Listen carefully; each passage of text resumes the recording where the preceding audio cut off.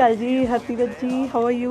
But काफ़ी time से ma'am हम प्रोटेस्ट कर रहे हैं and I raise my hand openly कि हाँ मैं लीड कर रहा हूँ उस प्रोटेस्ट को for stray dogs. The Delhi government says कि इनको रोड्स पे नहीं होना चाहिए, but where do they go? Because as of now what we see, and हम लोग ऑन ग्राउंड करते हैं मैम, हमें पता है कि maybe we don't have the infrastructure right now, कि चाहे वो गौ माता हो, चाहे वो कुत्ते हों, सबके अंदर भगवान की जोत है।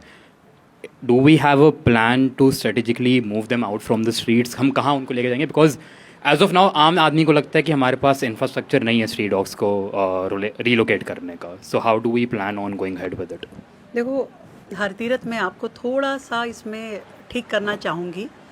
पहली बात तो दिल्ली सरकार के नाम से ना कोई डिसीज़न है, ना कोई नोटिफिकेशन है, ना ही किसी तरह का रूल हमने बनाया, बिल्कुल भी नहीं बनाया। ये सब कुछ जो हो रहा है वो सुप्रीम कोर्ट के गाइडलाइन से हो रहा है। वी आर जस्ट गवर्नमेंट, जो गाइडलाइन आती है उसको हमें देखना पड़ता है। और जैसा आप सोचते हो मैं भी वैसा ही सोचती हूँ कि इस धरती पे भगवान के हर क्रिएचर को रहने का स्थान मिलना ही चाहिए। और इसलिए आप ऐसा आदेश दे दें कि सबको उठा करके और डाल दीजिए, हटा दीजिए, तो कहाँ हटाएंगे भाई? कहीं नहीं हटा सकते, कभी भी नहीं हटा सकते। अगर ये मैं सोचूं तो देखिए, माफ़ कीजिएगा, माननीय कोर्ट का आदेश अपनी जगह हो सकता है, पर ऐसा किया ही नहीं जा सकता। और इसीलिए आप देखेंगे कि दिल्ली सरकार की ओर से इसमें कोई एफर्ट नहीं था, कोई भी एफर्ट। एमसीडी को कोर्ट ने गाइड किया कि भाई ठीक है, आपको डॉग फीडिंग के लिए कुछ पॉइंट बनाना चाहिए, आपको ये करना चाहिए। एज ए दिल्ली गवर्नमेंट मैंने ये पता कराया कि हमारे वेटनरी के कितने हॉस्पिटल्स हैं और क्या वो वर्किंग है।